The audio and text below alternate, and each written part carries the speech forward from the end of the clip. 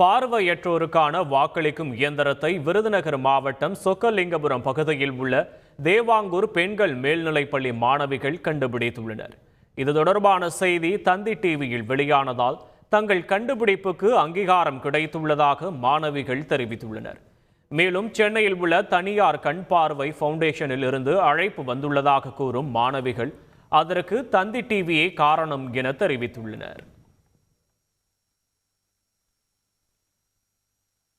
நாங்கள் கண் பார்வையற்றவங்க ஓட்டு போடுற மாதிரி ஒரு ப்ராஜெக்ட் இன்னோவேட் பண்ணியிருக்கோம். அதை லாஸ்ட் சண்டே தந்தி டிவியில் பப்ளிஷ் பண்ணிட்டேன்.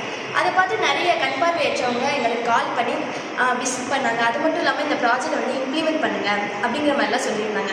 அந்த நியூஸை பார்த்துட்டு சென்னையில் கண் பார்வையற்றவங்களுக்கு ஒரு இன்ஸ்டியூஷன் இருக்குது. அதுலேருந்து அவங்க ஃபோன் பண்ணி நீங்கள் சென்னைக்கு ஒரு நாள் உங்களுக்கு கண் பார்வையற்றவங்க கூட அவங்க ப்ராஜெக்ட் எக்ஸ்பிளைன் பண்ண முடியுமா அப்படின்னு கேட்டிருந்தாங்க. அது மட்டும் இல்லாமல்